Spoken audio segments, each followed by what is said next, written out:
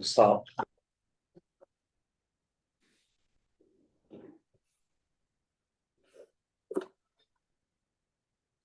September 20th. How did it get to be September 20th? Jeez. All right. Let's go ahead and get started. We'll see if other folks join us. Any public comment today? Reed? Good morning. No, I'm quiet today. Big change. You're always so noisy, Reed. All right. Anyone else? Anything? All right, and that brings us to the minutes of September 6th. Oh, I don't have a link to the minutes. Yeah, I didn't paste the link into the agenda, so you have to go back to September 6th meeting to get it, but I've got it up here. Ooh, you got a little bit bigger for me. Yeah, I'm just reading for the first time. Apologize.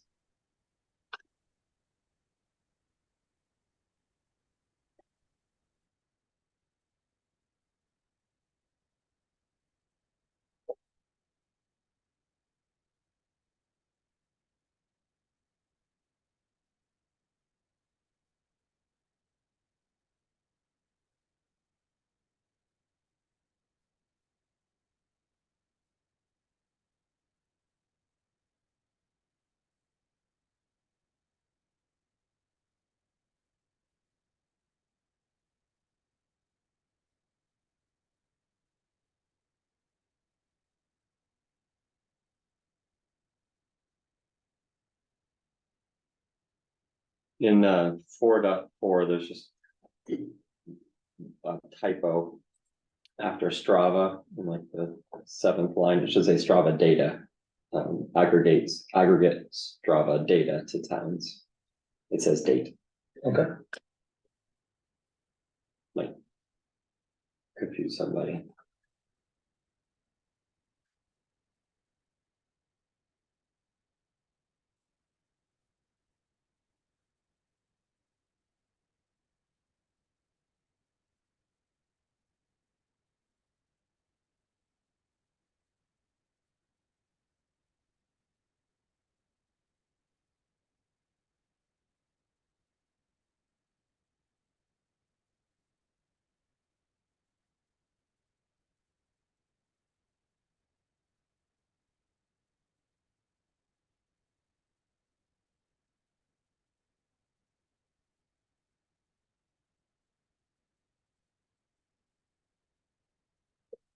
For me.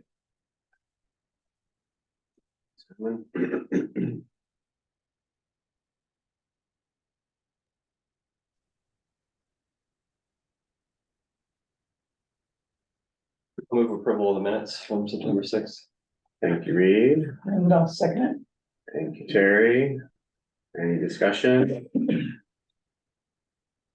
All in favor, oh, hello, David. All in favor of approving the minutes from September 6th, please say aye. Aye. Aye. Aye. That was everybody, so I guess nobody's gonna oppose their aye. Any abstentions? All right. Motion carries. Thank you, Simon. That brings us to ERF budget request and outreach.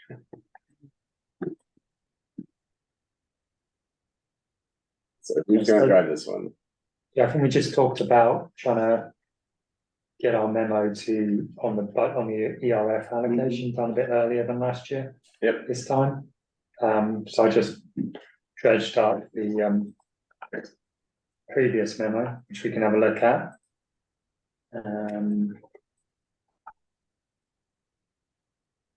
We can figure out if we want to make any changes to it.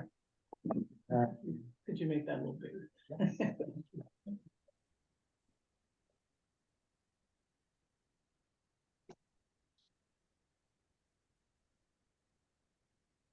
We have to figure out, wasn't there a question mark or oh yeah, 0. We haven't really figured out what the funding level or the funding would be. Says funding of ERF at $0. Help achievers. Yeah.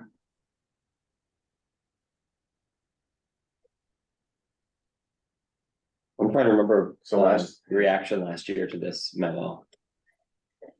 The select board's reaction? Well, I don't know what their immediate reaction was, but they increased the funding from 0 to somewhere in the neighborhood of 50,000, I think. Yeah, 50,000. Was it? Yeah, it wasn't like they were surprised that there was zero, but they were not in favor of zero, right? They Yeah, definitely wanted to put something in there. yeah.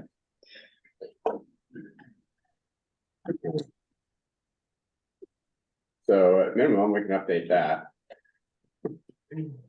Yeah, Right. I mean, the $100,000 value was based on looking at top priority parcels over a period of years. Let me see if I can find. So I think you're talking about maybe this slide.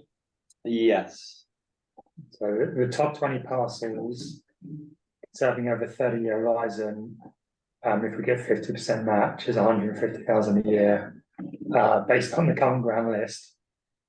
Mm. So a lot of Yeah. assumptions there, but I think that's where we ended up. And the memo talks about, or somewhere in there about being able to work with two parcels in 1 year, as opposed to always being stretched so thin and only being able to. Yeah. Work on it. And we didn't add anything new this year, right? We didn't have any conservation projects. No, I suppose the question is, how much do you want to ask for? 100,000 again. Do you want to make any changes to the memo? Looking back, there's a lot of good stuff in here, but maybe we can move the conclusion to the start. Might be a good presentational.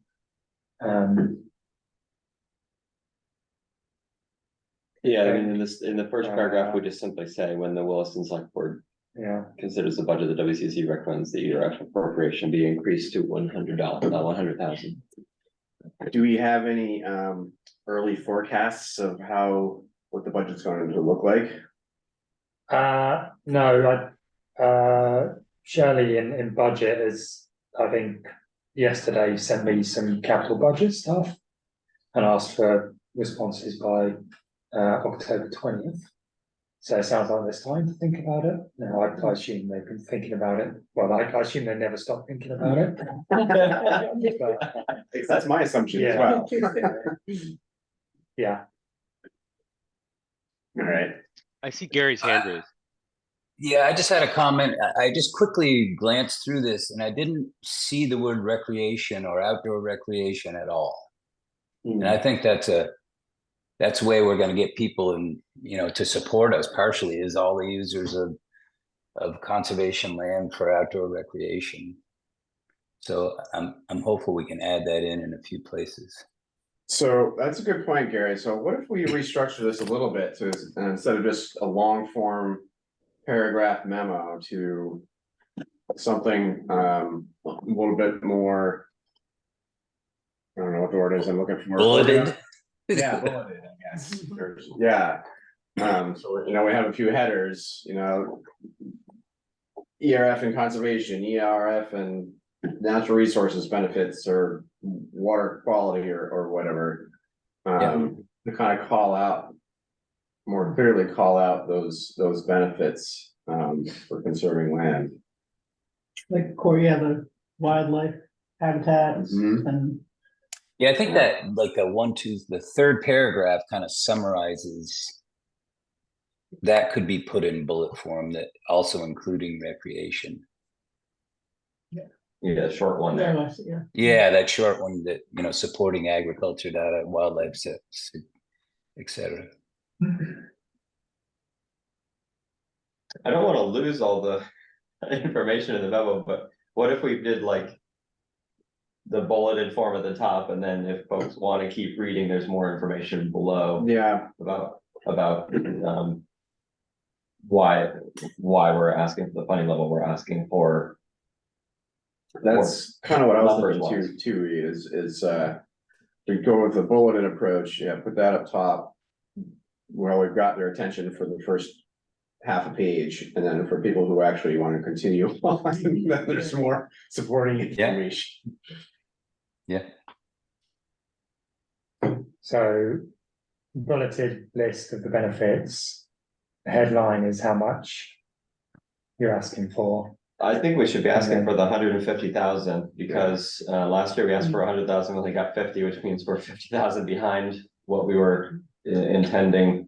Yeah, I know we didn't want to ask 150,000 last year because we felt like, well, if it's in there at zero and it hasn't been funded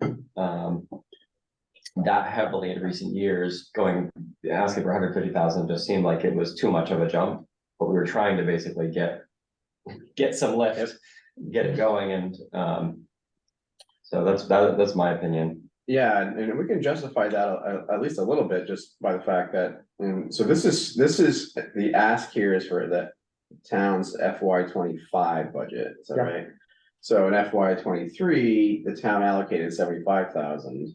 We asked for 100,000 last year, they gave us 50,000, so we gotta make up the difference. Yeah, we're behind. Can you scroll down to that? Was this where the graph was? Where, yeah, so you can see the. If we put the FY 24 bar in there, it'll be down below that trend line. And the prices of land have not been going down, they've I been would, going up. yeah, I would love to, I don't know if we could, what would it take to get this in there, but add in another line that shows the property values over that period of time. yeah, that's a good point, yeah. Yeah, the dollar's not worth the same as it was 10 years ago. That's what I was kind of struggling with. I don't know if to call that inflation or to call that increased cost in land acquisition, but I think it's a reasonable point to call out that, you know, even just the difference between, you know, last year and today, the year before, from Yeah. 2 years ago, costs are definitely going up. That's not really inflation. That's not the cost of milk. That's something else. But Well, it's like the grand list, right? The increase in the grand list. sorry, the increase in average- the what list? the grand list as of maybe divided by acres and I don't know, like something, I don't know, it's some metric. that's kind of what I was thinking too, is we just have, I don't know what it'd take to dig this far into the archives, but we had the total grand list value for the town back to 1989, or however far back we can go, year by year, presumably that value, that number, that total value, whatever it is going to be increasing. And we could just have that on a secondary axis with just a line. Keep it Yeah. simple. Property values in town are, the grand list, which is a reflection of the property values in town, are increasing at whatever rate over the last 40 years. And yet the ERF contributions are going down. It looks like that analysis was done in some capacity because it says that it talks about how the value of the land that's been conserved has increased, and that for every dollar spent, it's now $2 in value or something like that.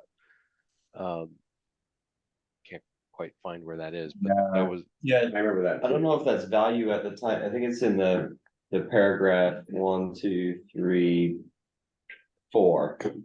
Right, more than $2 of conserved land for every $1 spent. The bottom of Yeah. paragraph 4. Now, what I was thinking is that was probably the value at the time of purchase, not the value today in $2023 or $2022 when we were writing this. This is just a hunch, but that would be something that would be good to. it could also be reflective of the matching funds too, because That's what I'm thinking. 2.1 spent for 7.9 in value, right? Yeah, I think so. I think that's what it is, David. Yeah, well, I support the idea of asking for more, but 150 sounds right to me. I really like the idea of having some sort of trend line that shows what is the cost to conserve land trending like compared to what is the funding trending like, because I think that is the biggest story here, is that we're even if we kept funding level, we would be falling behind in a certain sense when it came down to actual purchasing power. So that what I just heard you say, Reed, is to me sounds different than just the grand list value. So how do we find the Well- cost to conserve land? I'm looking at you, Simon, wondering I think how. we probably have to speak to the list about it. I know there's like some sort of differential tax rate for people who have very large parcels. Where they're taxed at different rates, maybe that's something that could be quite helpful. Yeah, but I feel like we have more of a question than Yeah. a ask, which is what metric would show the relative cost Yeah, of conserving an acre of land in Williston over time? yeah. Is it something to do with the grand list, or is there a better metric? And would we be asking, continue to ask for 150, or is this just kind of a makeup number, to make up for past years? Or Right, Put that so- slide back up with the why we said. Yeah, so we have a goal, at least in this memo, of maintaining an account balance of, I think it was 800,000. Okay, yeah. Which was not entirely just plucked out of thin air, but there's not a lot behind it, really. So I guess my answer to that question would be, if we can hit that goal of 800,000, then once we get to that point, we don't need to ask for 100,000 every year. Yeah, so there's like a minimum balance value that we're looking for to allow us to do deal with more than one transaction within a period of time. And then there's also this slide, which was an analysis of the top priority parcels according to our prioritization work. And then looking at their values over a 30-year period, how much would we have to come up with in order to be able to 50-50 match on purchasing those acres? I'm sure that'll be a question. That'll be asked. Right. So I have this- two questions on that point. The 30% of land conserved goal referenced in the memo, where did that come from? And then secondly, how were these parcels identified, and do the landowners know that their parcels on a list? Yeah. I don't know that, well, I don't know the part B to your second question, the answer to that, but the part A to your second question came from an analysis that we did a couple of years ago that identified this suite of parcels based on a number of different criteria that the Conservation Commission developed. This one. This one, yeah. 2020. And And this is online, right? This is on. this is town on the website, yeah. So there they are, and the answer to your first question, I don't know, now I forgot what your first question was. but I'm pretty sure- 30%. This Okay. adds up to 30%, is I'm guessing. Yes, I think so. I mean, I think we're about halfway to the 30% goal, if I remember from our conversation last year. The 30% is part of what's called the 30 by 30 initiative, which is I think it's now part of the White House, an executive order from the White House, but I know the Nature Conservancy has been pushing this for a while. And the idea is to conserve 30% of the lands in the US, or actually globally, by 2030. And now they have I think it's 50 by 50, they're calling it, which is conserving 50% of the land globally by 2050. So, last year we were looking at, our small part of the world here in Williston, and what could we do to achieve that 30 by 30 goal for Williston. So that's where that number came from. Thank you. Yeah, in December 2022, 30 by 30 was agreed to by the COP15, which is the convention on, hold on, it's the Conference of Parties. Conference of Parties, Convention on Biological Diversity group. So it was popularized I think in 2019, 2020 by some nonprofits and international groups, and then it was adopted in 2022 as an international Oh, it's effort. got a ring to it. 30 by 30, 50 by 50. Yeah. That's right. Climate's got a bunch of those too. 80 by 50, 30 by 25. There's all, yeah. Okay, Yeah. thank you. Yeah, at a minimum, it's something that people can understand, I think, pretty easily, and. I think it's important to remember that just because there's 20 parcels that are listed on that list, we don't control which parcels become available, so. How we get to a target like 30% might involve 10 of those parcels and a few that are not even on that top 20 list. But if we're trying to put our money somewhere, we want to put them on the top priority parcels in terms of the habitat, the connectivity was part of it was connectivity, which I know you're interested in, David. So we had a bunch of criteria, and then we evaluated based on all those different criteria on all the different parcels. Thanks, Reed.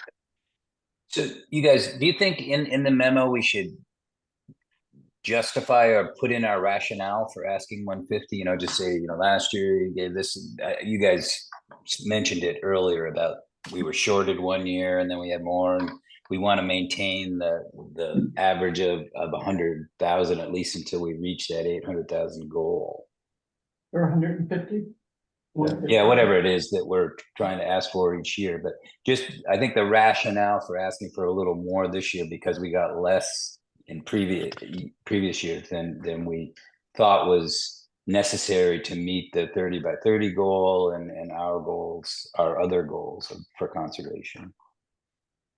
Maybe we can try to come up with a couple of the high level bullet points, and then Simon can massage it from there with other information. So it sounds like recreation, it needs to be one of the bullet points you brought up, Gary.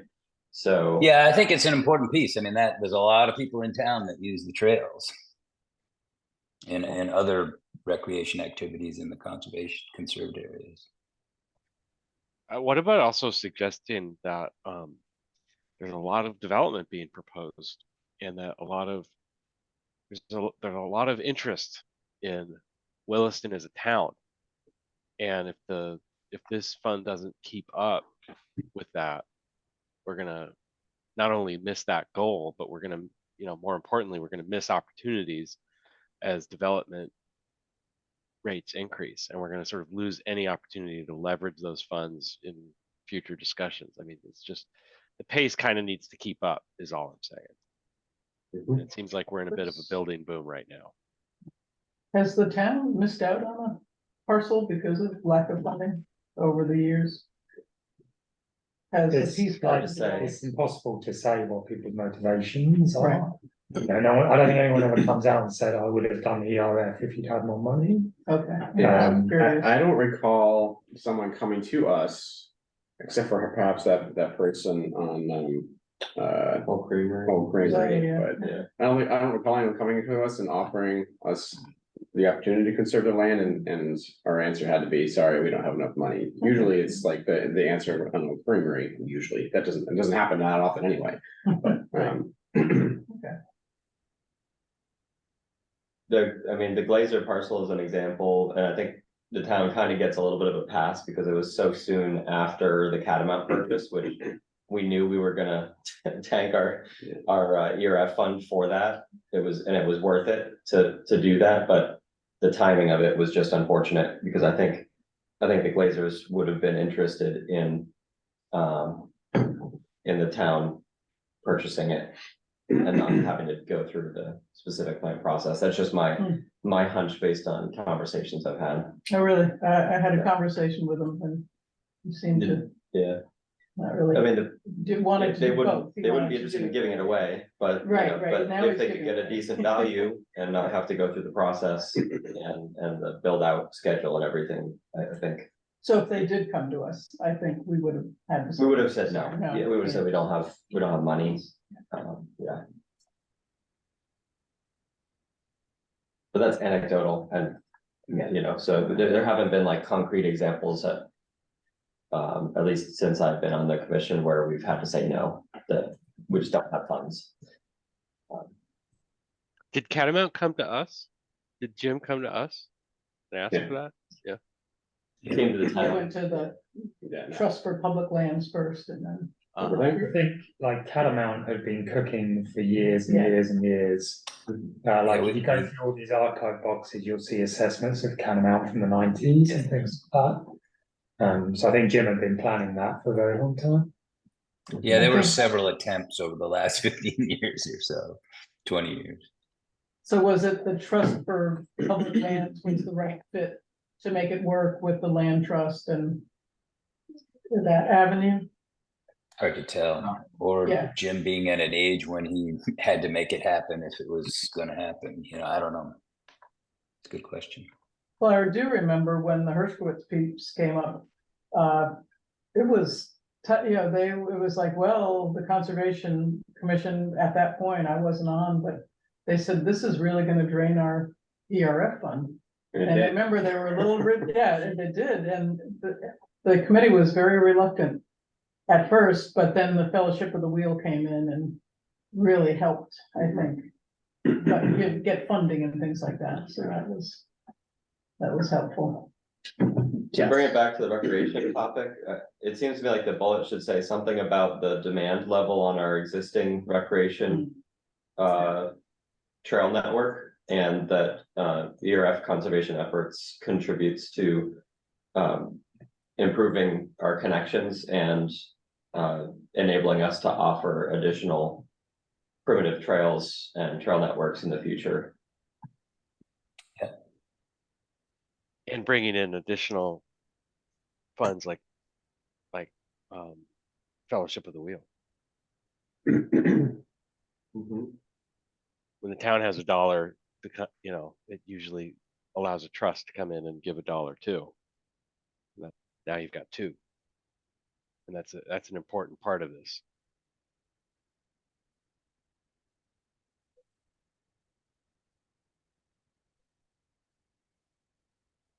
I think another bullet should be what we talked about with the cost to conserve land, that the cost to conserve is trending upward. We believe, we need to see the metric, but we believe it is trending upward, not downward. Yeah. Is that like fees and things like that? Is that what you have, or just the house, the value? Just Yeah. just the value to purchase. Okay, so we've got a goal here to restructure the memo into a bulleted format at the top, highlighting, describing the benefits of the ERF and conserving land, including increasing development pressure, recreation, and the demand on the recreational trail network, particularly as Williston and the surrounding population expands. Work with partners on matching funds, dollar for dollars. Would lose opportunities to leverage funds with increasing development. Justify the $150,000 request and emphasize that the goal is to hit and maintain an $800,000 balance. And then potentially then explore adding a second trend line to the graph that illustrates the value of the land in town and or value of increasing costs of conservation projects. I'd be happy to take a stab at this if you can send me the Word version of it. Or sure. Or Google Docs. I forget how we were originally doing. We can do it on Google Docs. I'll speak to the assessor about getting some sort of graph on the value of undeveloped land in the town. Great. Yeah, the undeveloped piece is a tricky piece because if you do it against all of the. Well, I don't know how valuable the value increase of like a old industrial building on Avenue A is in selling this. Right, and the same with the value of Catamount. Now that it's conserved, its change in value is not really what we're looking at. We're looking at the value of unconserved or unconserved and undeveloped land. In like private ownership. Right. Now. Yeah, so it's a little tricky, but. Yeah, I guess another approach to that would be to, I don't know if this information is even available, but to look at the value of those 20 parcels on our list over the last whatever period of time. Yeah. But that probably wouldn't have current value, right? because they haven't been appraised. Who knows when the last time they were appraised? I was thinking we could also ask like VLT, what are they paying for conserved land and other conservation groups? What's the trend and cost of conserving land?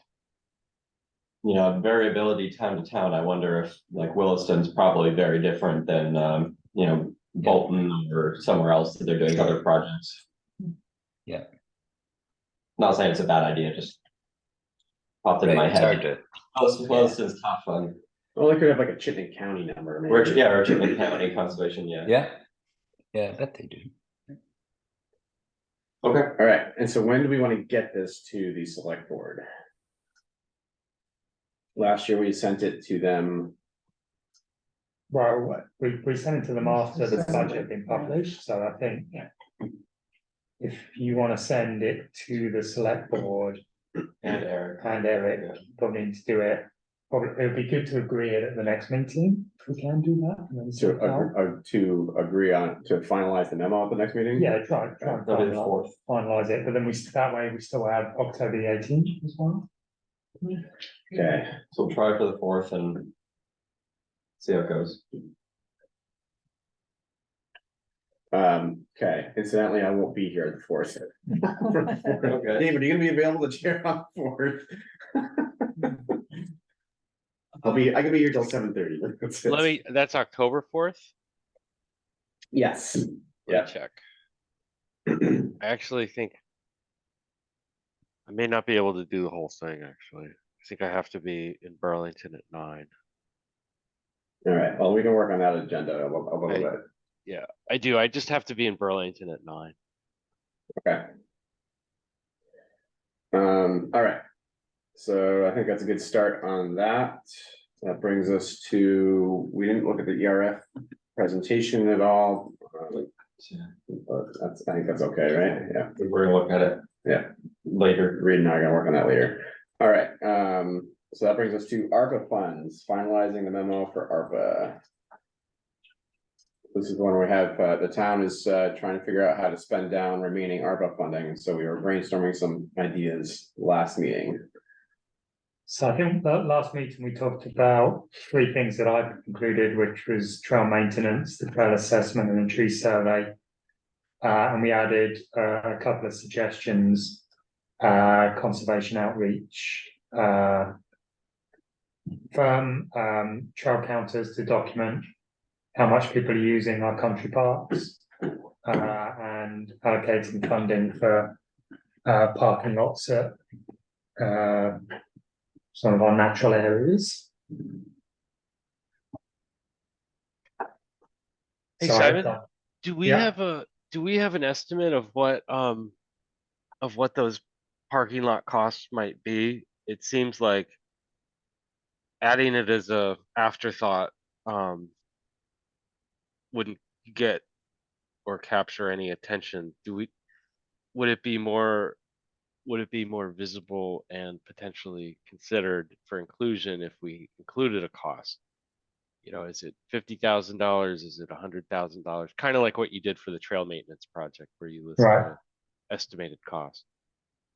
The hard thing is we don't know, we don't even have a place to put it. The parking lot. It's like I know local from, for boundaries. example, Brownell Mountain was looked at extensively for parking lot, and there was just nowhere to put it. You know, without excavating, a chunk out of the mountain. You know, it's pretty. Some TNT. Yeah. It's fairly site specific.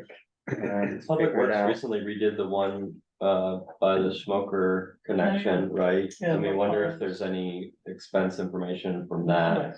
That was more We of could a- have a look. We could ask Winooski Valley Park District as well. They might have a general cost Yeah. to construct. I think the mud pond smoker was more drainage. It just kept washing Yeah. out this, so I think they weren't really putting a parking lot in there. They Yeah. were just They putting redid the the ditch uphill. culvert and the ditch, yeah. Right. I think it would be great to include a point of reference though, if that's Yep. 100,000 or 500,000. Yep, I agree. I think, yeah, this is essentially a budget request. So anything we can provide for dollars would be useful.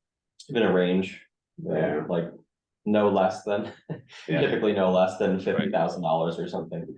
And has the town reached out to Global Foundries? Has that connection been made? That Yes. was, oh, it has, great. Excellent. Yeah, we're meeting on Friday. Good, Good. that's awesome. Boy, that's been a long time coming, Yeah. waiting for. Yeah, that'd be awesome. So we don't have, so that's for the parking lot. Where is that one? That's the very bottom. That's the very bottom. Yeah, at the end, yeah. Purchase 2 trail counters. Didn't I see some chatter over email about that? That's what, do we, No, that was the game cameras. oh, When I looked at it, I realised the game cameras were really cheap.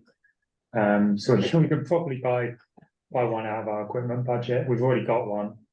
I was testing it out the weekend. They're pretty cool. good. Yeah. Yeah. okay, but that's different than a trail counter though. Yeah. Okay. Yeah. There's a higher tech. Yeah. All right, so we've got, Those are expensive, right? so that's made it cost me 4,000 for 2. It's not 4,000 per trail counter. No. Okay. Then conservation outreach. I don't even know. Right. It could be like, it depends on what you want to do, really, doesn't it? Yeah, How much funding is available that they need to spend down? 1.8. But there's probably gonna be a lot of people Probably gonna be asking. $10 million in requests. How much? It's probably gonna be $10 million Oh, in yeah. ideas. Yeah, that's right, because it was put out to the whole town, right? I mean, every individual, Yeah. pretty much. yeah, that one seems like it's probably gonna be difficult to get support for, and it's definitely hard to put. A number on that. Because we don't have the scope Yeah. written up. I mean, we could include can- I feel like you can do a lot for, say, on something that's relatively contained, such as this, for $5,000. Right. We could include that, and that covers some expenses, and then providing us with their guidance. You mean for the marketing thing? Yeah, Yeah, the number 5,000 was sticking out and yeah. for some reason in I my was thinking head. 20. I don't know, maybe the price of My- Yeah, so my day job, we just did something like this, but it was for the entire Lake Champlain Basin, so I can look at what that was. And what some of the products were and. Was it put together a little pitch video for it. or pamphlets or? It was branding and pamphlets kind of thing. It was not video. Video gets expensive very Yes. quickly. Yeah. Right, all right, I'll follow up on that one. When does this have to go to the? Today, I'd right? like to send it tomorrow. All right. Maybe I won't, I don't know, we'll see. Yeah. Yeah, if you think 5,000 is low, then let's put 10,000, something, at least puts a rough number in there. You could cite Yeah. it as a minimum too, a minimum of 10,000. Marketing can go all the way up. Yes. All right, and that could, so, outcomes for that conservation outreach one would be our marketing firm. To develop, branding and.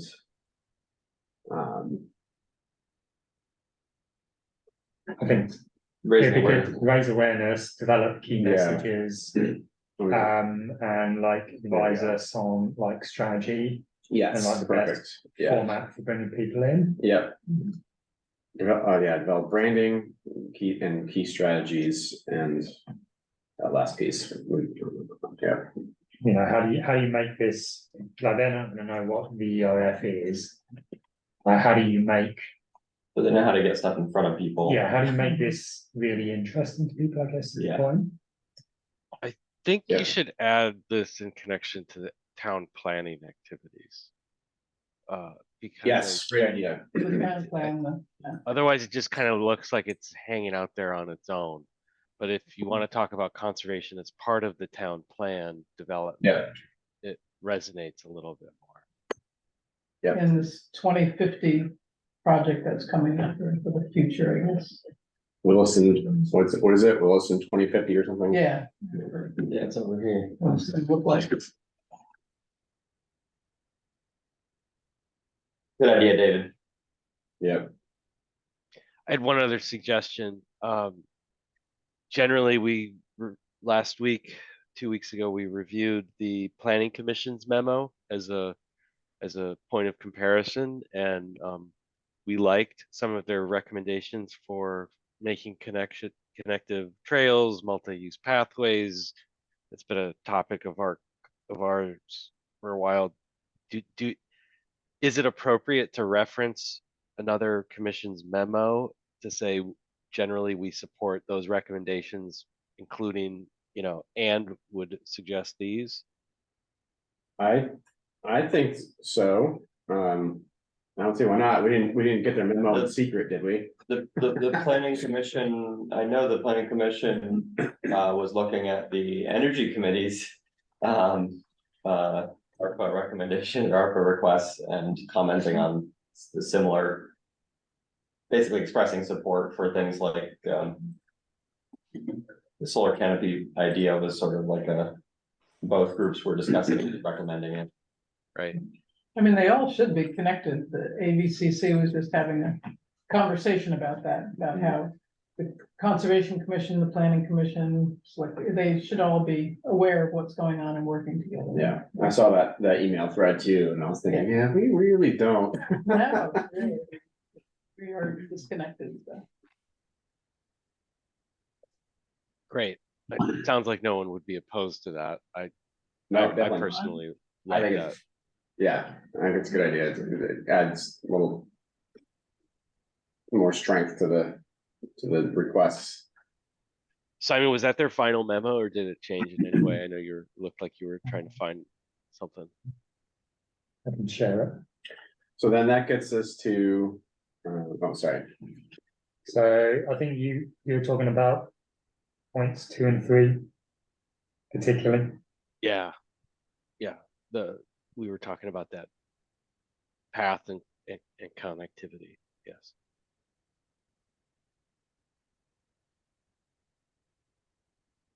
Can you scroll up? What was our first one? Oh yeah, okay. Yeah, I think for our commission, it would be great to support the ones that are specific to our mandate, and it seems like the path and pedestrian connections are ripe for that endorsement. Yep, I agree. I am noticing that theirs doesn't include numbers on some of these items. Yeah, well. They should. Yeah. Yeah, I think it's like, I don't know, like how much does the bike path, if you've not designed it, Yeah. cost? Yeah. Interesting. Okay. Okay, so then, tree survey for street trees.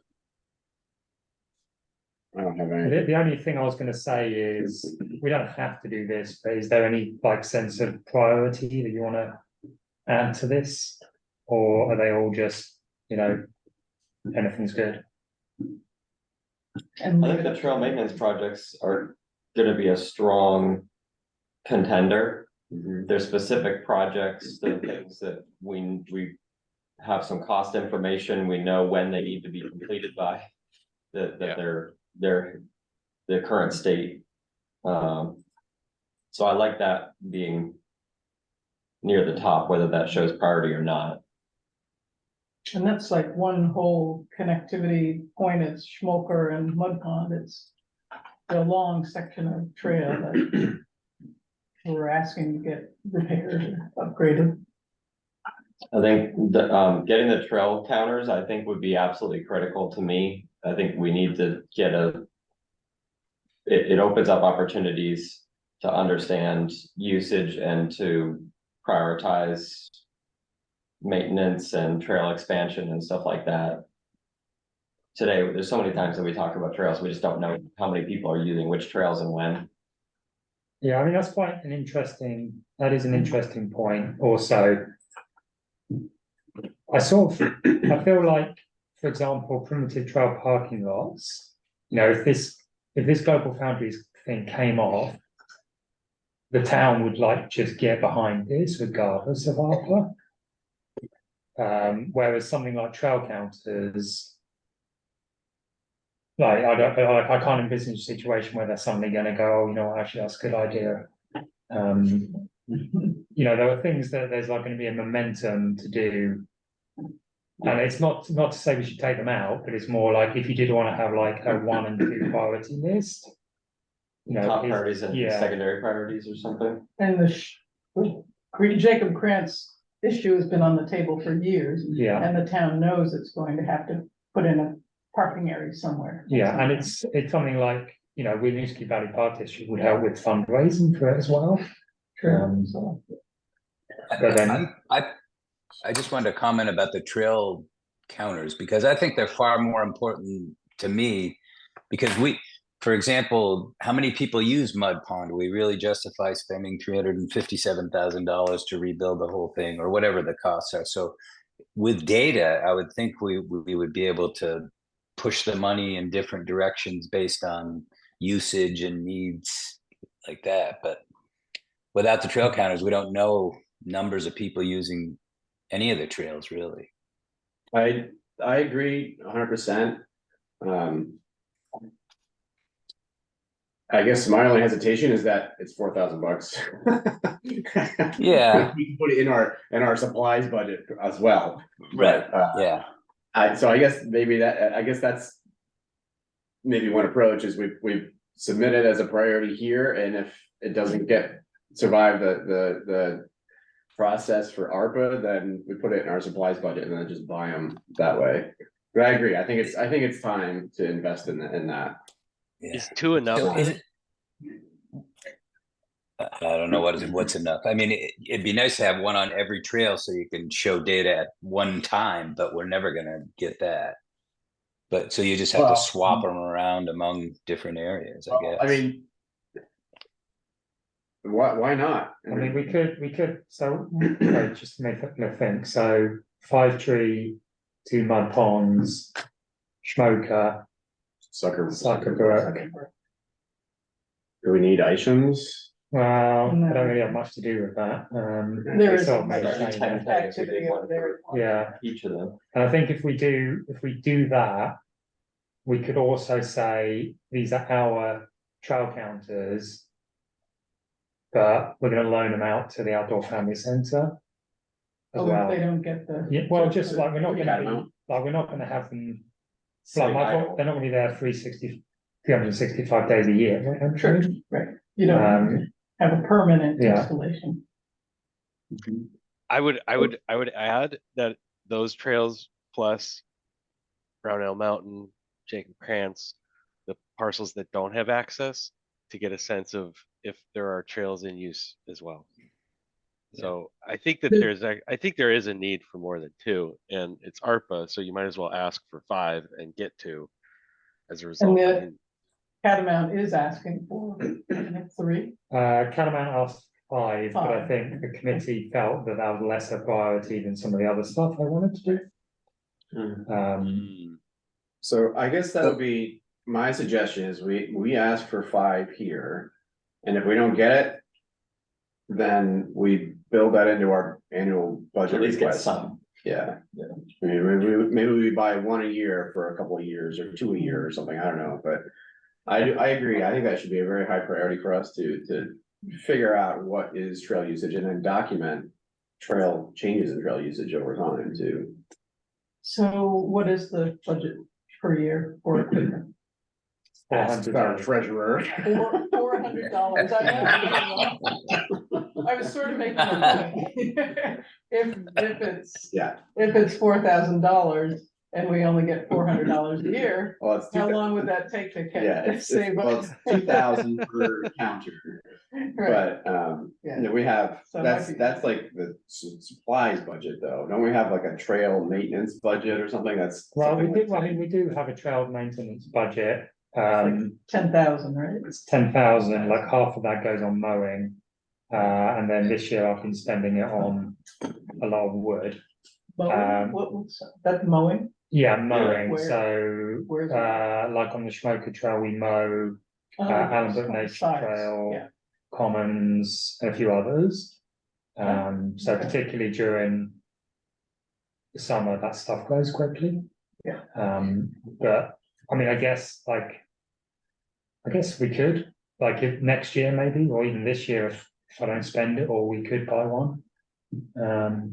Just see how it goes.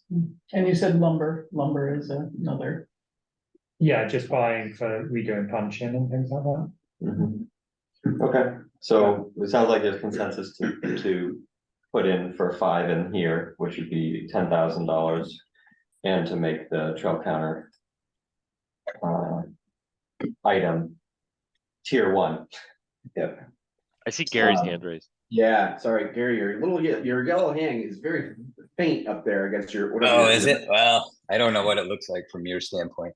I'm just trying to think through maybe even putting in a sentence of justification, an important piece of all the work we do to know how to allocate resources is understanding use patterns. And therefore we feel this is a high priority to understand, numbers of people using trails and all that kind of thing. Might not be a bad idea. So, Also, I don't know if it would it be valuable at all in this ARPA thing. I notice it isn't in so far, but to demonstrate that we may have matching funds for anything, often it helps to say that, but maybe this isn't the right place to do that. I don't know. not something I've ever thought about that. Like, that comes up quite a lot when you do grants. This isn't Yeah, I really know. grants, it's just, Right. Yeah. And we can always do it later. If we get $1,000, we can match it with 1,000 from ours and at least buy one or something. Yeah. This is ARPA, it's all free. Well, There's no In the short requirements on run. grant, matching funds. Matching, yeah, that with- makes with sense. ARPA. Right. so it sounds like we need to finish this one. We do, we're just, Yeah. okay, so, moving, all right, so we'll move, trail counters up to the top. I think, And we'll add a sentence about Gary's sentence. allocation. I'm glad we're recording that, because that was good, Gary, we can pull that out. And then, I guess I would go back and forth between the trail maintenance projects and new trail assessment, because I think it's a good package. What Gary was just proposing is, okay, we need to learn how much our trails are being used. And then also figure out where else we can build trails to ease the pressure on some of our trails, particularly as Williston's population expands. And then we need to maintain the trails. So maybe I'm just gonna propose, like, what if we had, like you were saying, having a tier 1 and a tier 2? Yeah. And tier 1 was the trail counters. And then new trail assessment and trail maintenance projects. And tier 2 would be tree survey, conservation outreach, and primitive trail parking lots. Is that fair enough? seems good to have a focus, like the trails are number one focus. I agree. Cause I mean, I know this season was wet and it was not a great season for trail maintenance and things like that, and trails holding up. But they're pretty, like 5 Tree Hill, can get pretty darn muddy, and that gets a lot of usage. Yeah. And the puncheons are pretty spread out and. Yeah. We're not there. So. Yeah. And we're gonna- Not this weekend. We're gonna add an estimated cost for a parking lot just as a shot in the dark, right? We're gonna try. Would Public Works have an idea? I think Whiskey Valley Park District was the best idea, I I think, think that's a good idea. because they probably put a few in with towns. Or Can you get all this done by tomorrow, Simon? I mean, the work's already done on this one, I think. Spread some numbers on, adding in, a couple of figures, changing the trail counters, and, talking about land use patterns. Okay. Or trail use patterns, well. You only value what you measure. there you go, put that in there. Yeah. All right. Oh, we good on that? and just that note to say in that as a general matter, we supported the planning commission. Oh, yes. Items 2 and 3 for connectivity and multi-use. Yeah, I think that goes really well with our emphasis on trails with our requests. They all kind of go together. Okay, excellent. Thanks, everyone. That brings us to the annual report. This is one of those projects that always seems like it should take one meeting to knock out and it takes us like 3 months. I think we overthink it sometimes too. Yeah, for David's benefit, so what we've done in the past is, so I think I assume we're still at, what was it last year, 1 page or 2 pages? Last year we did 1 page for the printed version, and then we did a 2-page one for our own webpage. So, right, so we prioritized a couple of projects for the hard copy version of the annual report, and then had a few more projects that we added to the web version, because we were not limited on space there. And then what we did was we assigned sections to each of the committee members to work on, and then Simon pulled it all together, and I think I ended up writing my section anyway.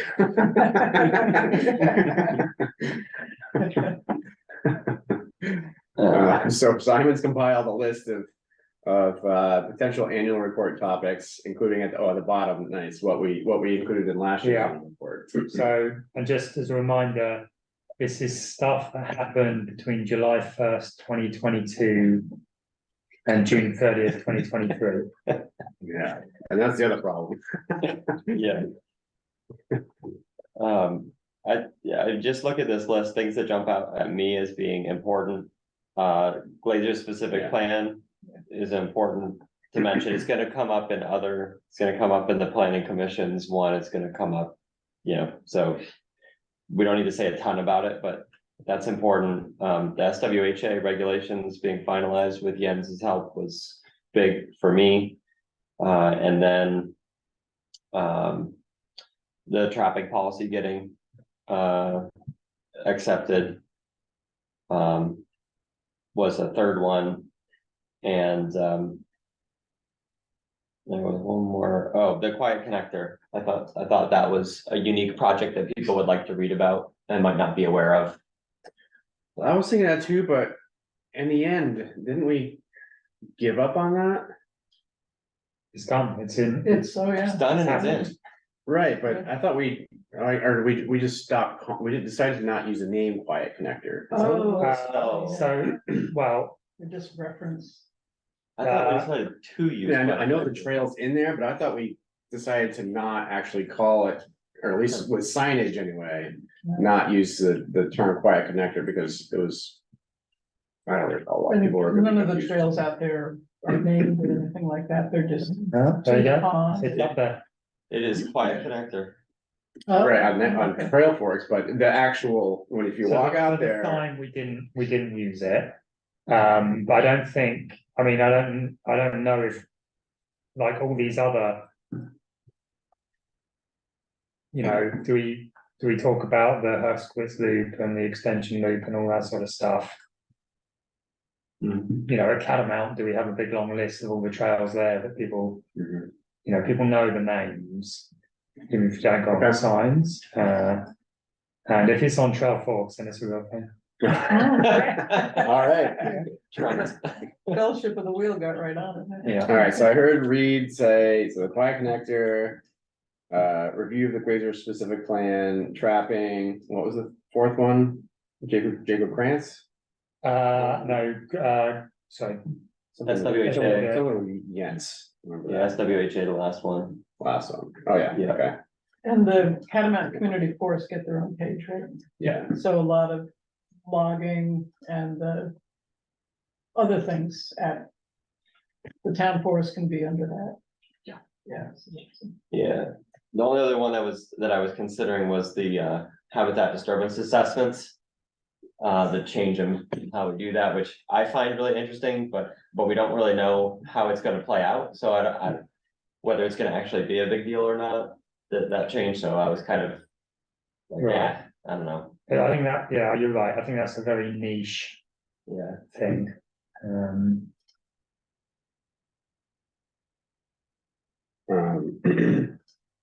Could also be like just a one sentence, and the town switched their policy on securing consultants. Okay, so, sorry, I'm getting organized here. And Green Up Day will probably be in the planning commissions, yeah. Yeah, I mean, but the only reason I thought about that is that you did like something specific this year. with no moment. With no moment. I was Yeah. wondering. It could be a one-liner, like Yeah, Eric was saying, like, contributed to the Green Up Day town fair with, by distributing no May materials in addition to the normal presentation.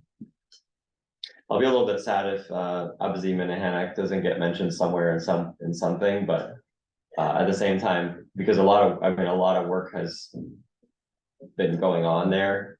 But our involvement with it has been peripheral, yeah. and I think there will be future years where it'll get highlighted, if and when it becomes a. And at first I Visual just park. looked at that and I was like, wait, what? I just didn't have a reference Tree- to that name, so yeah, yeah, I haven't. Tree Island, Tree yeah. Island, yeah. Uh, I haven't maybe seen it's- it enough, I guess, to really connect. so I think it's before its time. It's not ready for Right. prime time yet. It's in the works. Yeah. Okay. Other thoughts from, I guess trails, since we're asking for money for, for ARPA funds, we're focusing on trails, maybe something about just trails, Schmolker being rerouted. That's gonna be in the next the next report though, right? Because that happened after June of Oh, I guess it's like, 2023.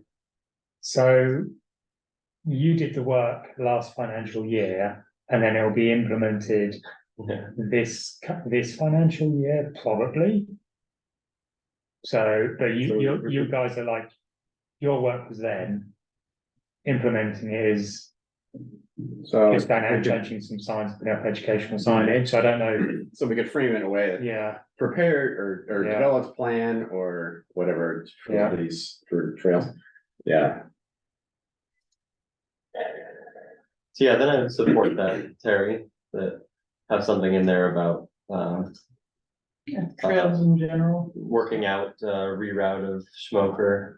the Adopt a Trail program, still alive, I guess, it's still going, yeah.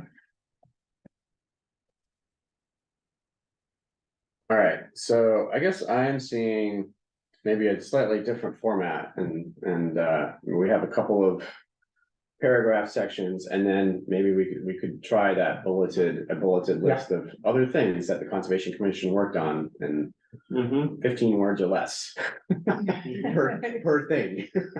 yeah, and if anyone's, always good to have some pictures. So if anyone's like, I'm sure I've got some, but if anyone has any particularly good pictures of something. Did Fellowship, take photos and share photos of the Quiet Connector work They must. before and after? They must have. I assume they take photos before and after they do. so Yeah, I guess so, yeah. That might be a source for that one. SWHA, Trapping policy, you got a picture of trapping. we don't really have much for SWHA that we can show in terms of the regulations. I think we only need a couple. Yeah. You know, And the Does town anyone have forest. any good pictures of like a no mow May sign with like wildflowers growing in your backyard or anything like that? Oh, yeah, that's a good one. yeah, I might do. I remember going out and looking for some at some point. I might have some. Who was yeah. it, Debbie? Is that her name? Who worked on it with us? She might. Yeah, Deb, Muccio, Muccio. Deb Muccio, yeah. I'll ask. Another to kind of back up that, I wonder, do we have any data? Like, do we know the number of people that participated?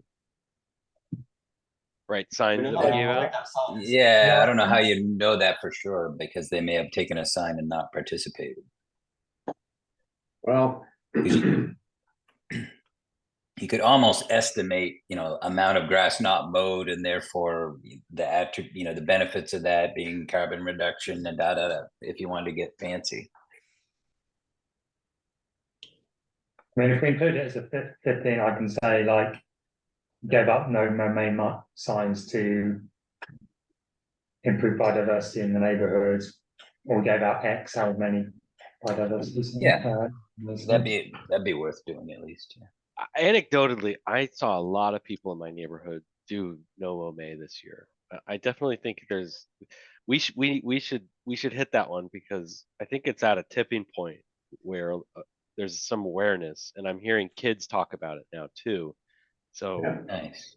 Yeah, it is. So Dave, did they do it like their entire lawns, or they said, I guess we'll do that in the backyard? Partials, a lot of partials. Okay, that's what I did. I did like half my yard. Yeah, that makes a lot of sense, at least to start, and plus you want to use parts of your yard too for recreation and such. The dog needs. The child. That's a good point. And thinking about when this will be coming out, it'll be published 1st of May or 1st of March. So it could also be a good for next year. opportunity to pitch it for next spring. I saw people that continued to mow. Yeah, they turned part of their lawn into just unmowed. That's what I ended up doing a couple years ago. Yeah, there was actually a story in the Post last week about a couple down in Chittenden that they had quite a spread, and they went the real mile, and they tore the grass out and they planted wildflowers. They were we're done with this grass business. Yeah. Nice. Yeah, I was at a couple that moved up from the city or something, and they said we're spending a whole day a week mowing or something crazy like that. Like I said, must be quite a piece of property. Yeah. A whole day. Yeah. They haven't learned the spiritual benefits of mowing. Right. That's my hour-long meditation every week. Yeah, I know. All right, so I think we've got a good list here. So just to review. All right, so we've got the quiet connector, rerouting the Schmoker Trail, Glazer specific plan, trapping policy, green up day. I think those are all, good candidates for a few sentences or a paragraph, and then for a bulleted list of other things we worked on would be the bylaw update for habitat disturbance assessments. I think maybe Pine Ridge Cabin might be worth, we spent some time trying to figure that out, so I think it at least merits a bullet. There's SWHA regulations finalizing, and then the Allenbrook restoration update, that was the bridge, right? No, that was just Christine updating us on how things are going with that. So I don't think that's really one for inclusion. Yeah, okay. Maybe Abazi Manihac, the tree island stuff could be in the bulleted list that we help secure a watershed grant to further the work at Abazi Manihac. Yes, that can definitely be a bulleted. Anything else on that one? No, I can sleep at night.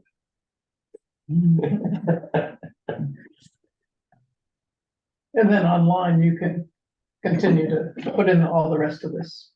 And We could, yes. so that can be in Simon's spare time. Any volunteers to take a stab at building out a paragraph or so for any of these longer ones? The fellowship, the quiet connector, Schmoker Trail reroute, Glazer specific plan, trapping policy, and green up day. No mow May. I suppose I could do something with the Glazer plan. Great, thanks, Gary. I already had your name next to that one. I bet you did. I already texted Deb. I can follow up on the No Mo May and see if I can get a photo and stuff. So Eric, you're looking just for like a summary paragraph of how we were involved, or okay. Yeah, I don't recall how long the paragraphs were last year, but I'm thinking like 3 to 4 sentences, maybe, something like that. Yeah. 100 words. Yep. All right, and then I'm gonna nominate Laura for the trapping. She was involved in that one. When she's, they're not here. Yeah. Yeah, I think she should do a bunch of them. All right, so that leaves us with Schmoker Trail, right? Did I just add that one in by accident? Did we agree to that one for the longer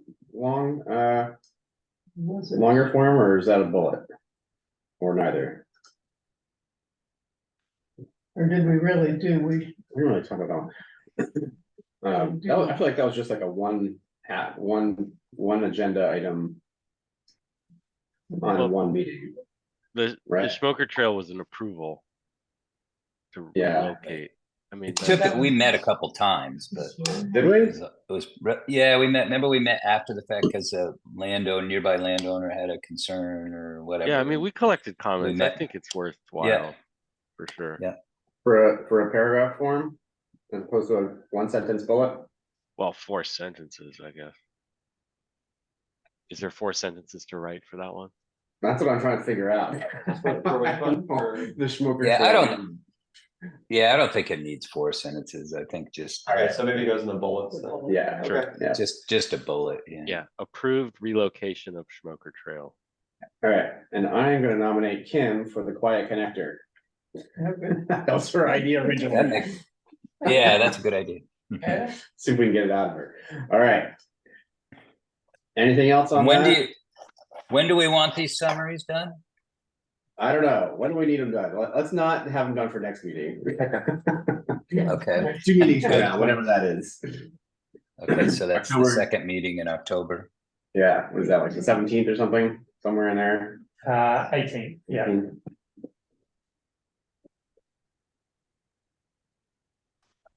All right, great. What's next? Town Plan 2016 review. oh, was that the 2024? Oh, no, you're reviewing. So, yeah, so the idea here for this agenda item was to just take a look at the high level overview of our parts of the town plan, the current town plan. Kind of set the stage for our conversations on the individual chapters in upcoming meetings. And I think, and David and Simon can help my memory here, but I think the idea was we would take a chapter or maybe 2 chapters, depending on how much space we had on a given agenda in subsequent meetings from today to focus on reviewing and updating language. That sound like what we talked about by email? Okay, great.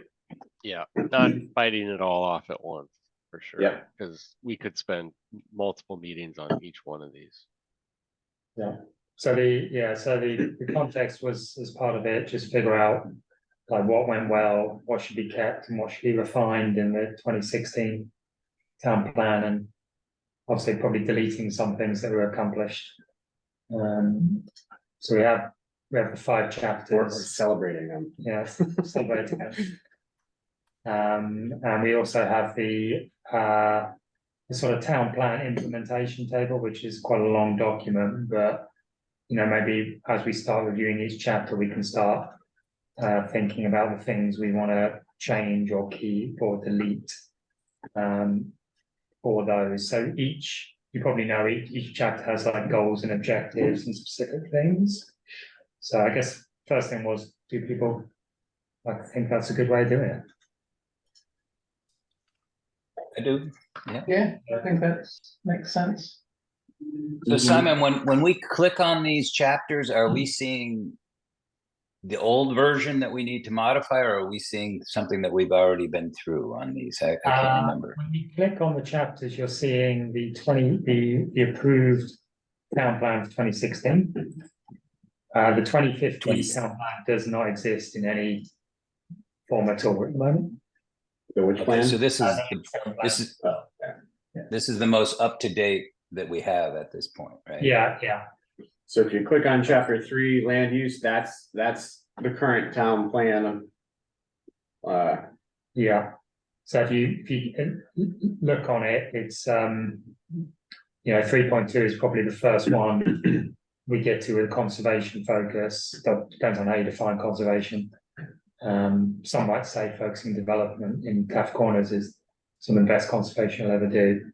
But then we have like these things for rural, you know, Williston.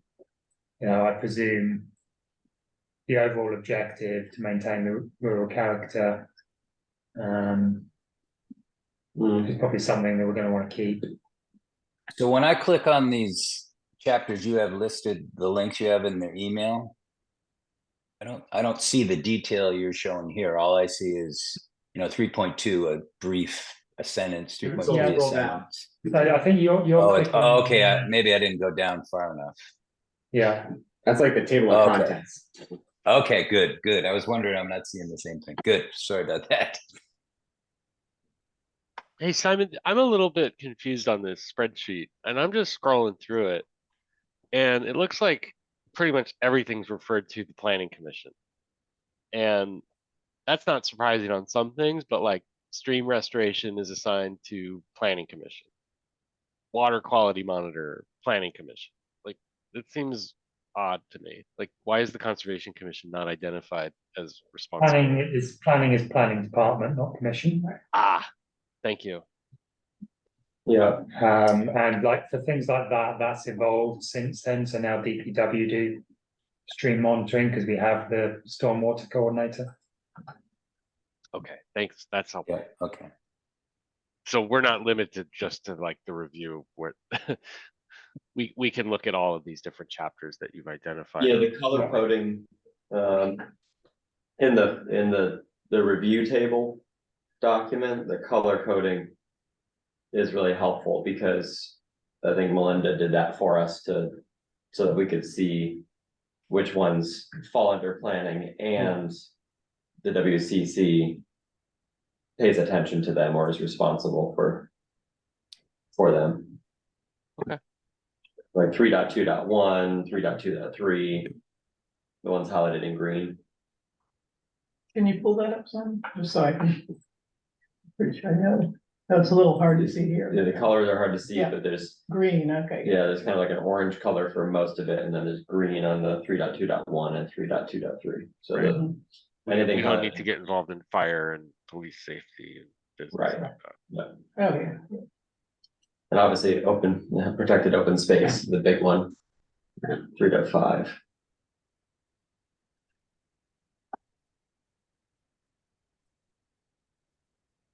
Well, yeah, as we scroll down, some of the other chapters, we have a lot more of a role. Like watershed health, for example. Right. I think like my view of that chapter is that's one of the most impenetrable chapters of the town plan. There is so much like legal jargon in there. Great, Eric, you can have that one. Thanks. Well, my initial thought was like a lot of that, it seems to be like exposition. Turns out the state's responsible for it, so we'll support it. And I just think, do we really want all that exposition in there? Because it just makes it difficult to use the document. But All the what? just to talk about all the various standards and the state regulations Oh, I that see. you have to adhere to and things like that, I think it turns people off from reading that section.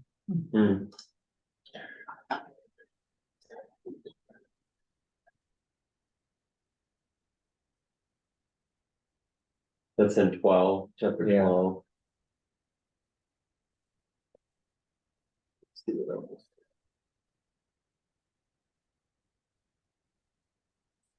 I don't know, all this is just my day job, so I can read it without any problems. I guess I default to the rest of you to help with interpretation. But I mean, this is a good example. Continue to participate regionally to meet minimum control measures 1 and 2. As of July 1st, 2016, the Regional Stormwater Education Program and the Chittenden County Stream Team have been consolidated in the Clean Water Advisory Committee. This was for, Yeah. like, That makes sense to me.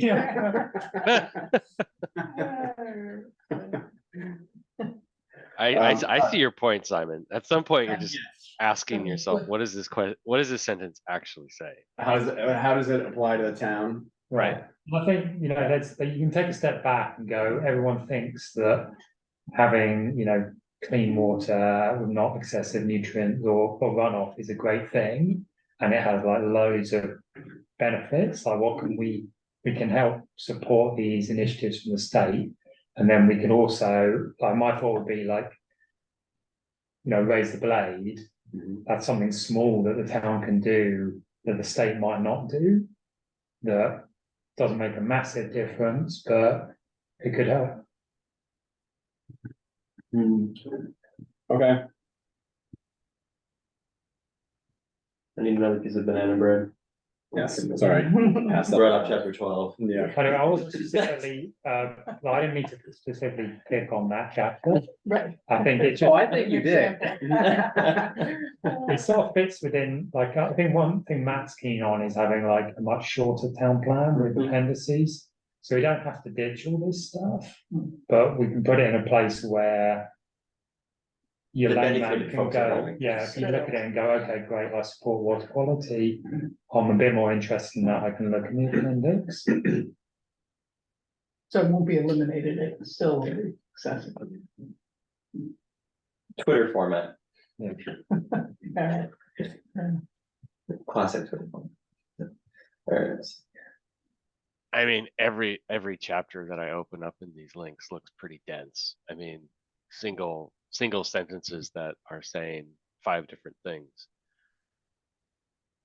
Yeah, and I think so the focus was trying to get like the priorities list of things that the town wants to do. Right. And what's important about it being prioritized is there's some things that you can do quite quickly and some things that take longer to prepare. And So getting you're a started sense on of, those that are high priority. yeah, getting a sense of what's really important. And you know, maybe we look at what's in 2016 and we can reflect on things that were done or things that were in there. And it turns out it's just not worth the hassle. Like my personal opinion would be a transfer of development rights program. Now that we've eliminated like density in the form-based code, it's just not worth the hassle. It'll be complicated to administer, complicated to develop. And I think of limited use to people. So do we want to keep that? Okay, worth a discussion. Yeah.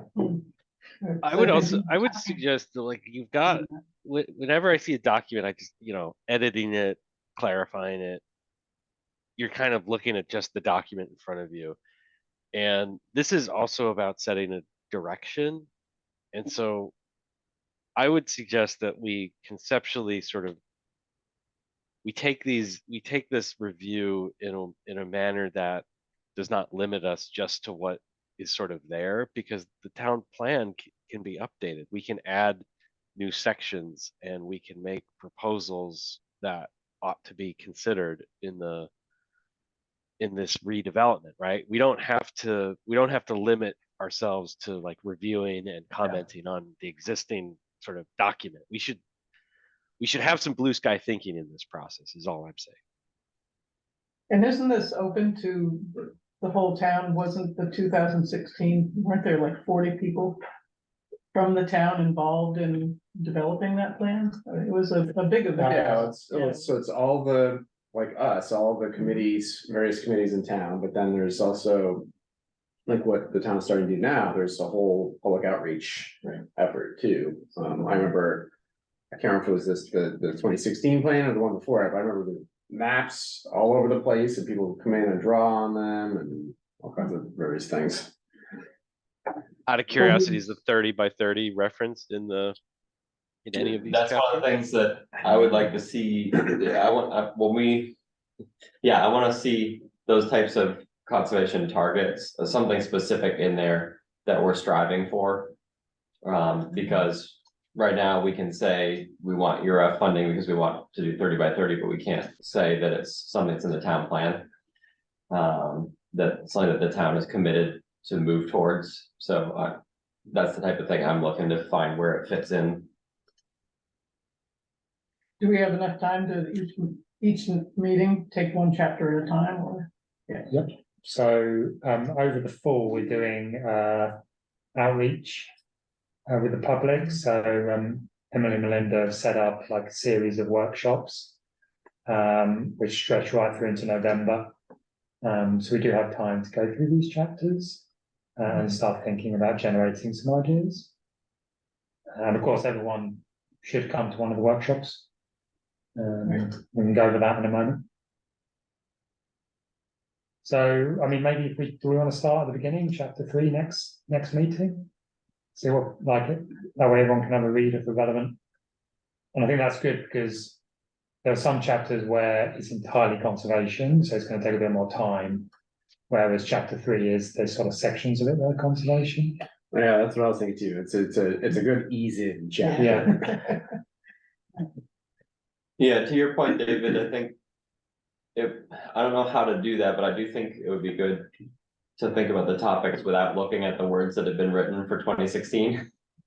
And just like a gut check on when it comes to water quality, when it comes to open space, like as a topic, what do we want to make sure is reflected in the document? And then look at what was written in 2016 and say, all right, okay, good, some of that's already in here, but this other stuff is missing.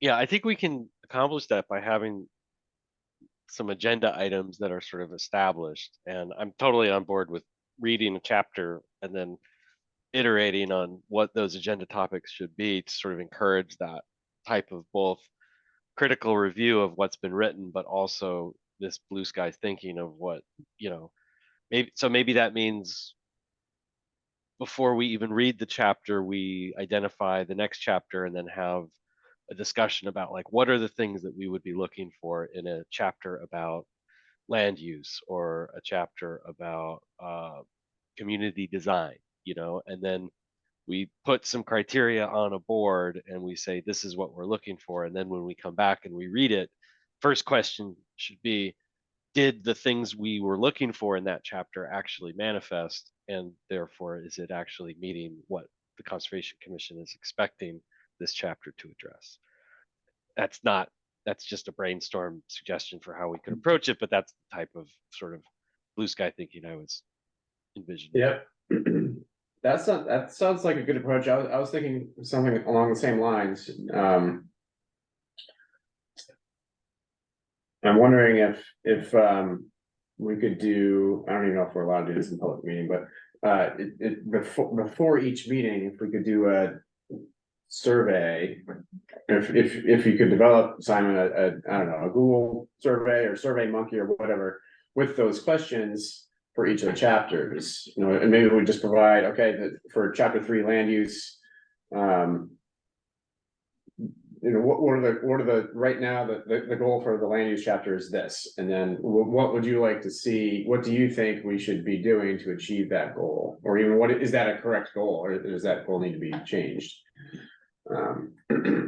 We could do that like in advance of the actual discussion. Yeah, to help inform our conversation when we come together. Yeah. And so we could do that, put that together for all of Simon. Could put that together for the 5 chapters that we have a role in. And then, And I think that could work. It's then- not like, because you're not discussing it, you're just giving your views to me. right. It's just a tool Yeah. to get Yeah. us to respond to. Yeah. And then that the responses could be part of the meeting materials. Yeah. That are public. Okay, so we're talking about a Google survey, so we'll do it just for chapter 3 next, in 2 weeks' time and we're asking questions about each of the individual goals, sort of. Yeah, okay. What do you think about this, and what would you like to see? How would you like to see this developed? Yep. Yeah, I'd be willing to try that.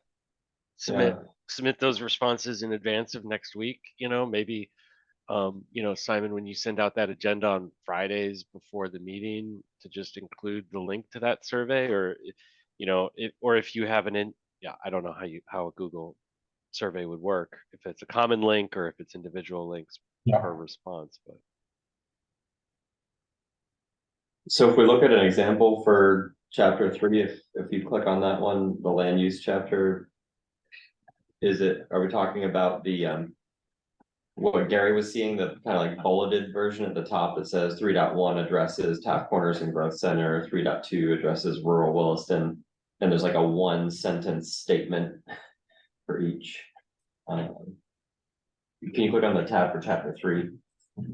So this right here, so is this these statements at the highest level, what we would be the prompts that we'd be responding to? 3.5 open space. This goal reflects importance of protecting open space from neighborhood I think it would parks. be broader than that. I would think. Okay. I'm more And thinking vibes and moods rather than specific, So it'd be like the chapter 3 land use would be the topic of the survey question that we're responding to. And it might have a description of what the chapter is intended to this address. chapter covers this. What Yeah. are your thoughts on, X, Y, Z? Topics, trends, priorities. Right. That Like kind of stuff. this could, like, when I see land use, this, I did a quick search on the document. There's no reference to 30 by 30. There's no reference, so like, is this the chapter where something like that belongs? Okay. Yeah. A survey that like teases out that type of open, critical thinking about what. To make your job pretty easy, Simon, is just the chapter level, not the. Right, I think it'd be useful to have like. That blue sky thinking about land use in general. Maybe we could also include detail, because each master objective also has objectives about how you achieve it. So, 3.2, which is rural Williston, has objectives about, continue to protect the open space resources. So I think it's a given that we're probably going to keep that 75% requirement. Is there something particularly in relation to that? Is there any way that we could look at maybe something else that helps with that? The TDR issue, is this something that people are interested in? Mm-hmm. If they are interested in, how much of a priority is it? Yes, maybe those are sub questions. Maybe there's like a first question on the survey that says, what would you expect to see in a chapter about land use based on where we are in 2023? And then follow-up questions that say, here are some things within the chapter from 2016. Yeah. That, what are your thoughts on them? Yeah, and I was gonna, for the detailed stuff, I was gonna keep it to the 3.2 rural Williston in the open space. Mm-hmm. It'd be good to have some sort of just corralling the commission on your area's expertise, and then if you have, if you're particularly interested in, say industrial lands, then come to one of the workshops and say what you think there. Good idea.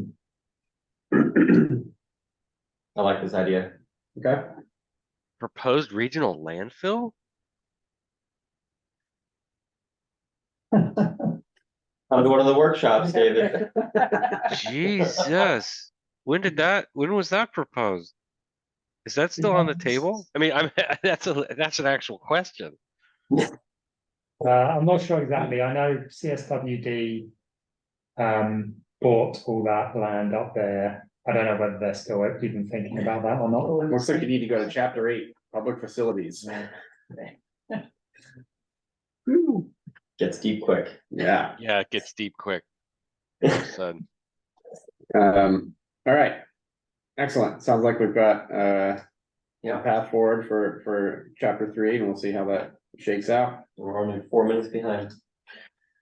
All right, so that brings anything else on town plan? So, and Laura and I are meeting you. Are you gonna be there, Simon, next week at Sucker Brook, or? Yeah. Okay. So that's like the first pop-up thing or something? It's the first one that the conservation Okay, are doing. So we've been Emily and Matt were at Energy Fair with a booth amongst other things to let people know. We went to Adams Farm a couple of times. We were at July 4th. I think I saw some of you there. There was a little bit of green update. So just to make everyone aware, and so for those of you here, we can some flyers. If you know a good place to put up a poster, they're there. These are the workshops that Emily and Melinda have organised. So there are 5 in-person events and then 2 online events. So these are slightly different than what we're doing at the pop-ups. This is more focused. The pop-ups is sort of twofold to get some initial feedback, but then also to push these things. So if you go to the Williston 2050 website, you can have a look. We've got they've set up the roundtable events. The idea is that we get people together and put them on tables, and they talk about the 5 issues that we're trying to sort of corral the town plan into. So parks and facilities, conservation, energy efficiency, transport, economy and housing, and give you your thoughts on each one of those, and then discuss them with your table, and then sort of feedback to the group. There are various times, like they've been trying to arrange so they're in different areas of the town. So we've got Federated Church and the library for the village, one up at Williston Woods, one in the Grove Centre, and then one at Finney Crossing, and then there'll be 2 online events as well.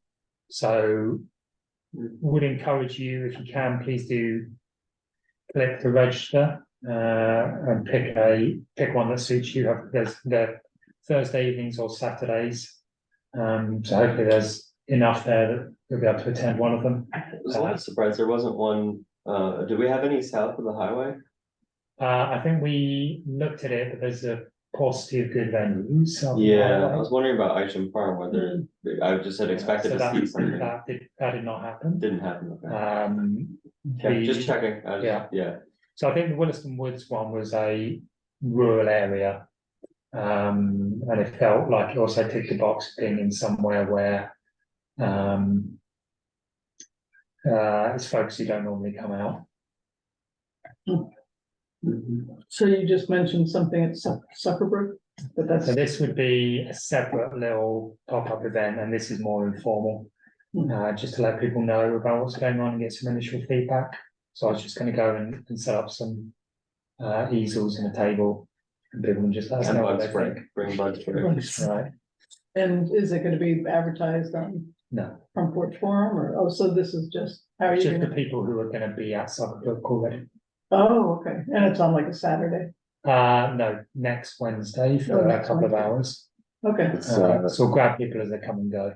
and that is the busiest trail, really, I mean. Yeah, and whether it's that's used. It's I'm essential. always slightly nervous about like encouraging people to come to a big event or trailheads.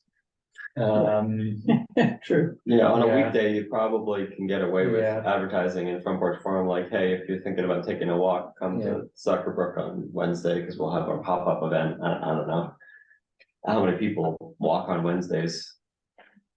You want a steady flow, but you don't want like a Right. deluge of people. Well, I had a look at the those trail counts that Lynn did a while ago. And it looks like there's a good like 20 people go in the evening.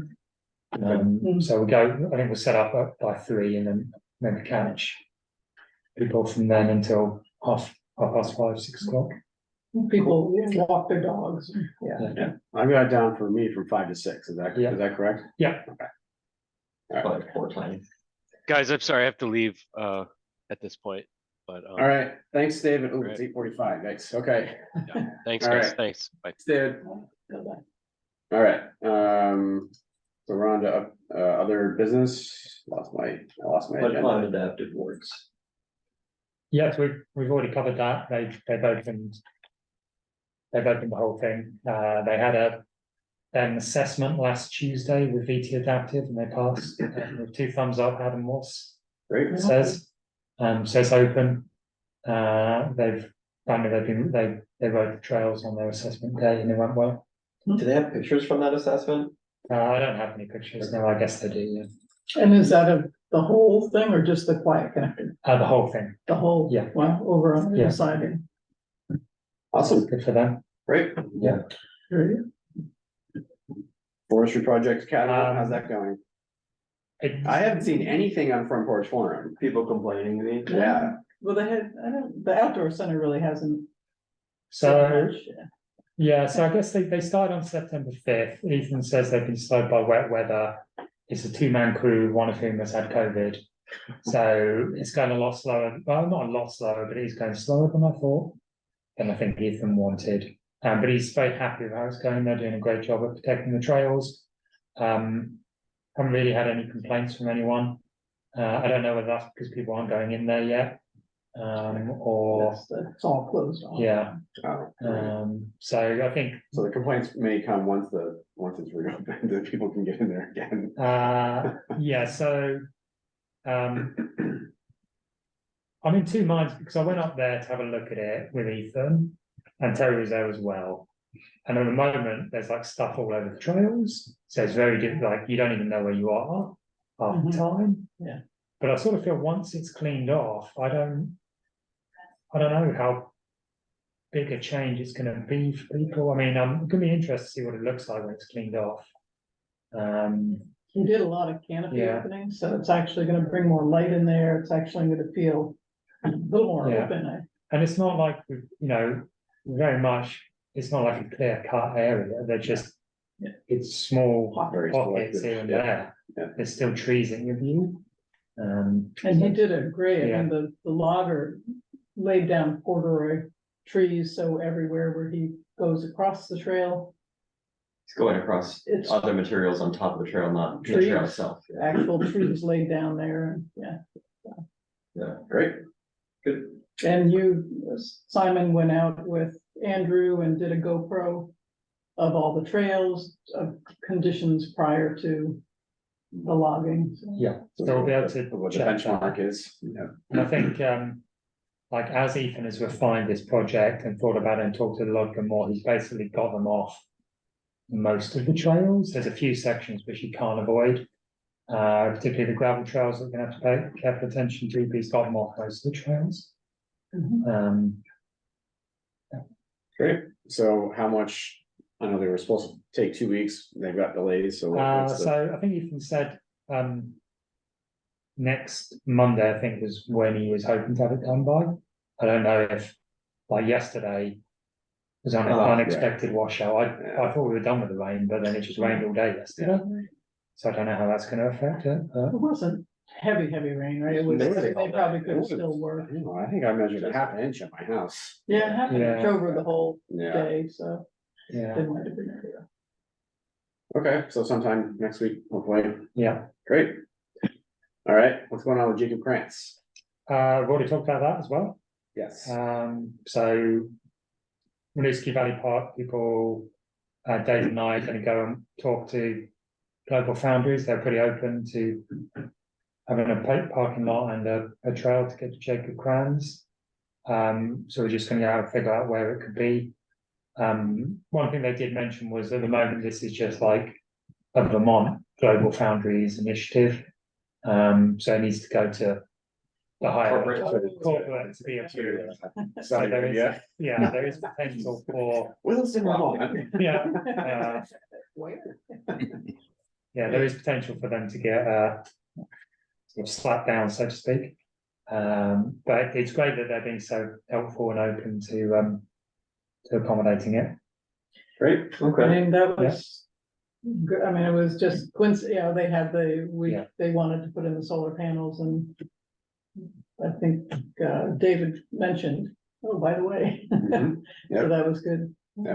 Who are we working with? Oh, sorry. So I think previously the feedback I got from Nick was that they'd always been looking at their estate. So we're checking our estate, we're working on it, we can't accommodate you at the moment, and I think like, it was always through Nick, and Nick said, oh, the feedback is, I'm not sure, like, whether they're trying to sell it or what. But now I'm thinking they were trying to figure out all this, like, where do they put the solar panels? So maybe now they figured that out, Yeah, maybe that was a yeah. linchpin for them, was to Yeah. know what they're gonna do for their solar production. Awesome. Who are we working Yeah. with from Global Foundries? Jeff Cram was the contact we had there, and he was working with Nathan Fisk, I think was the other name I saw. What are their roles? They're in engineering and facilities. Okay. Yeah, I think that's gonna be a much more stable group to work with, and the church just was, things were up in the air, and it was long. All right, excellent. So future meeting topics.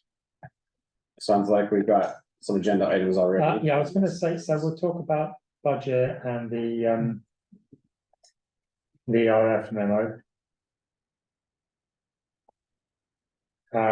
We might have at some point, we're gonna have a look at a pre-app. At a pre-app, or is there one in coming through the pipeline? It's a, yeah, it is a pre-app that I haven't looked at yet. It's on Butternut Road, so it's gonna have conservation implications. Okay. The other thing was, I don't know, like last year we went out to look at the Allenbrook footbridge. We haven't done that at all this year. I don't know if before it gets too cold, it's always gonna be wet, whether anyone wants to do that at some point. So But another spot or Well, just, footbridge I again? mean, I'm trying to think of somewhere where we can go and look at. How did you do with the project you were working on? I saw you on the bike path the other day, the beaver issue. Oh, yeah, you said the beavers won. That's That's ongoing. We're living in The coexistence. beavers won the battle, but not the war. So the beavers are harder workers than me. And they know the terrain better than I do. So I've just been monitoring like the level, and it's continuing to go up. So I'm meeting Tyler Brown from the state on early October, talk about what we can do. And they do have beaver deceivers, or whatever you wanna call them, that they will provide, so this is an opportunity. It sounds like the beavers also have human deceivers too. Right, the beavers thought of that. So he's got his initial dam, and he's built another one downstream. So I think that probably means we need 2 beaver baffles at least, and then I don't know what happens if he just figures out, well, those idiots have baffled these, I'm just gonna build it down here. But I don't know where that stops. So that's what I wanted to talk to Tyler Brown about. Yeah, no, this is interesting. It's nice that it's happening on the town land, so Yeah. we can work through it and. Right? I mean, yeah, because we hear from, right, like the HOAs and stuff about like their concerns, and Public Works about their concerns, but we get to empathize a little bit more when we're getting flooded out. So, okay, so what, other site visit spots you had in mind? Nothing immediately sprang to mind. I didn't know whether you wanted to have a look at Mud Pond. There's not a huge amount to see. It's more like they've widened the bridges, they've put down a lot of corduroy, and I think they've worked on the banking. I'd like to see the quiet connector, Yeah, because we walked that Yeah, project. it's pretty nice, actually. It's Yep.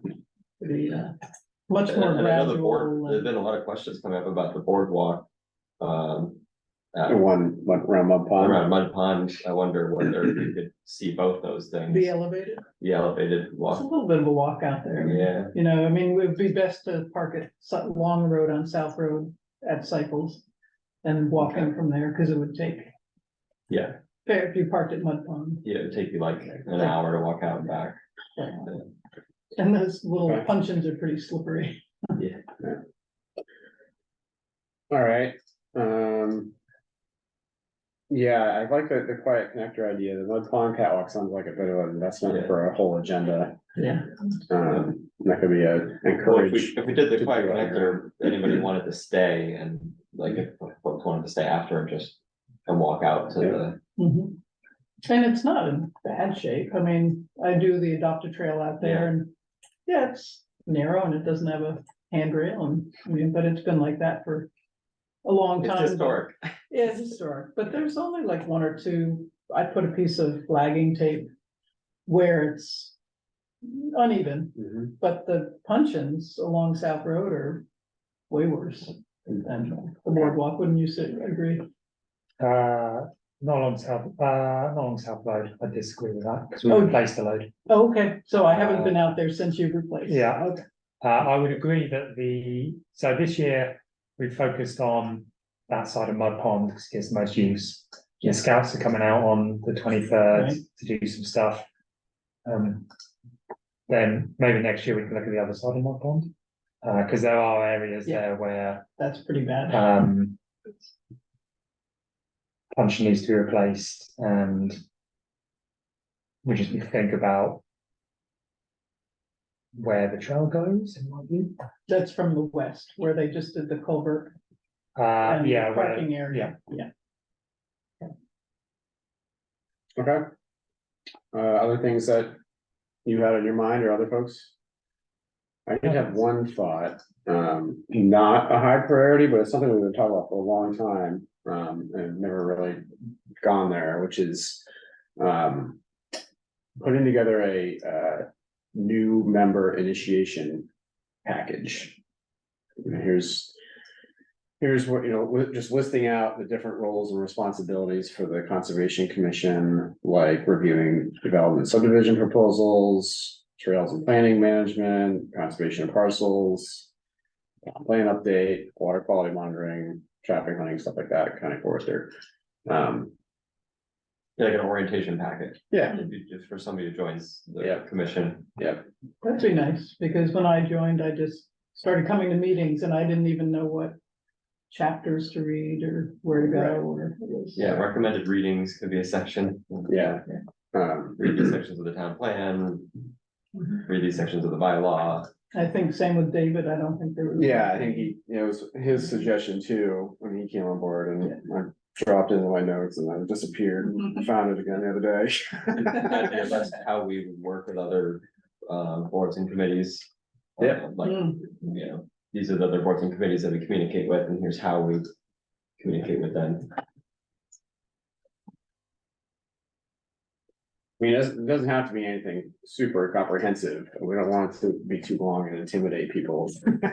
Quit after the first Yeah. meeting. Oh my God. But just the general, here's what we do and things you need to know. We're thinking this is gonna be a page on the website, That's so that what I- anybody thinking about joining the commission can also take a look at the orientation packet. Kind of what I was thinking is it would live on the webpage, and if people are interested, we refer them to that.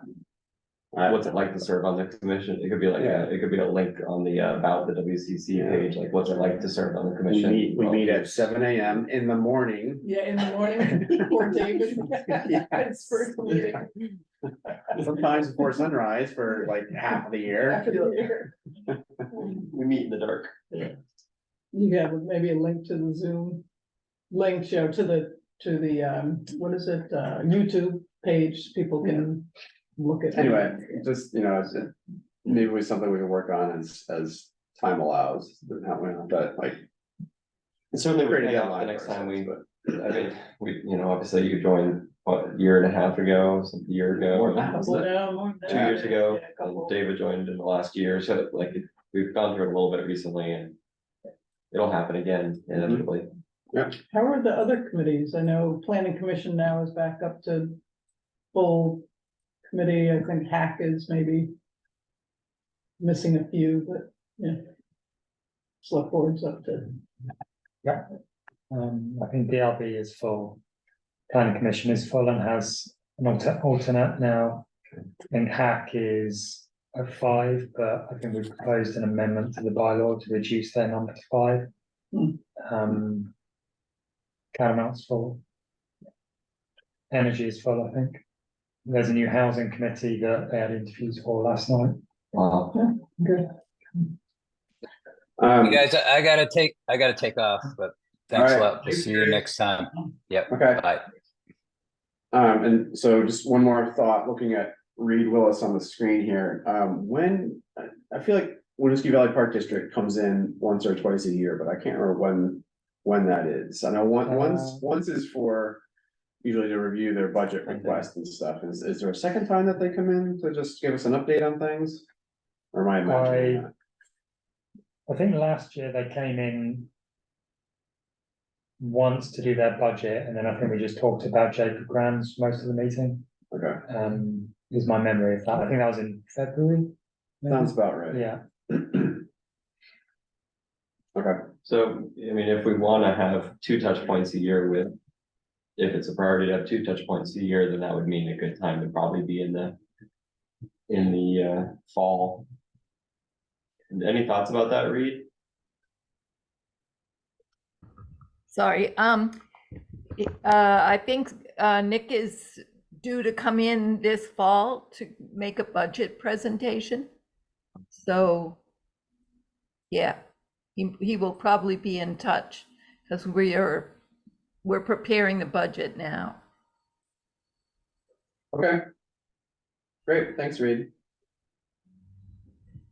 All right, That's it. this sounds like plenty to keep us busy for a little while. Anything else for today? So how are we gonna do this transition?